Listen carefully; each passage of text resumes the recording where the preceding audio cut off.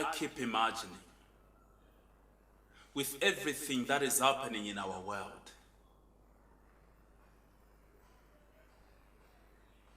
if Elijah was here today,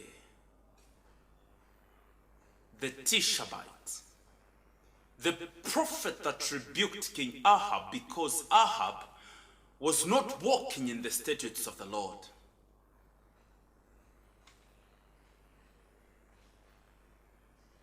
if John the Baptist was here today and see everything that is happening in our world today, or all the confusion,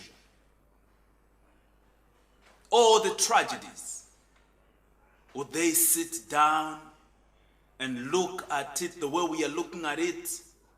Would they sit down and do nothing and say nothing? I'm talking about the man that called the Pharisees, "You brook of vipers," or ye generation of vipers. And I ask myself, if Martin Luther was here, the man that stood before the Pope,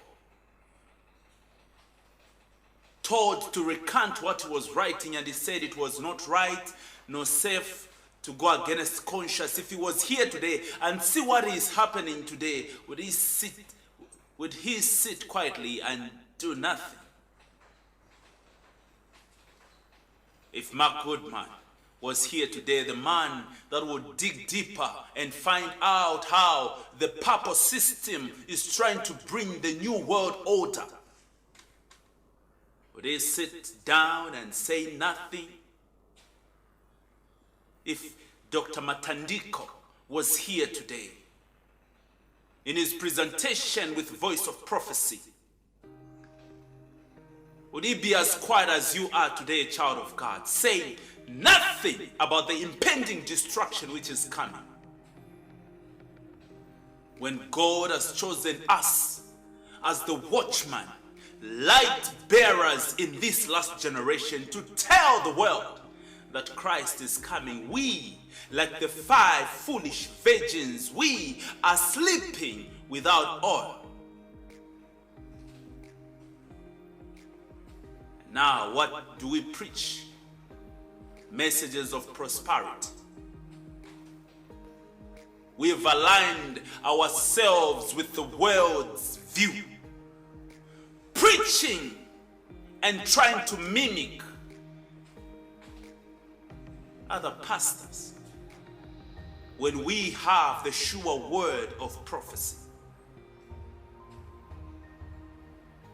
If your preaching does not shake the devil's kingdom, if your preaching makes demons to smile, if your preaching does not agitate hypocrisy and the devil's kingdom, then you, my friend, should shut up.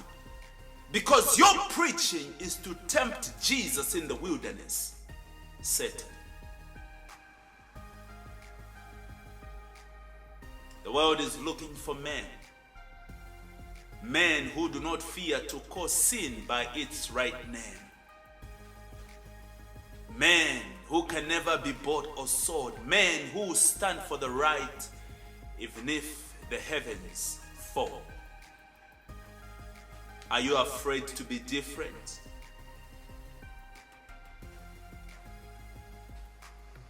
Are you following the majority just because they'll look at you and say, "Hey, not that"? When you try to preach about the right way of baptism, when you try to preach about the state of the dead, when you try to preach about the law of God, and they tell you that's we're gone. Even the people around you, even the people of your same faith will tell you, let us not concentrate on that. Let us concentrate on Christ. But who is Christ, if not the man that came to fulfill the law? All I'm trying to say is, preach the present truth. Preach the 3 angels' message.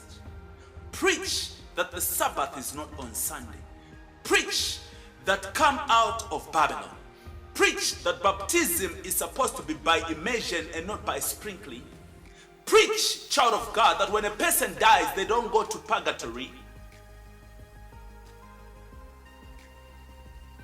Preach the sanctuary message. Preach that Jesus is coming soon. That is all I'm asking. Preach the word. Don't preach prosperity messages that things will get better in this world. Things will never get better because signs are telling it all. Wars and rumors of wars, pestilences and earthquakes in diverse places. Things will never get better. With Omicron, with COVID-19, things will never be the same. The economy is collapsing. The leaders are trying to look for a solution which they can never find because the solution is in the coming of the Son of Man. So preach the word. Tell them that Jesus is coming.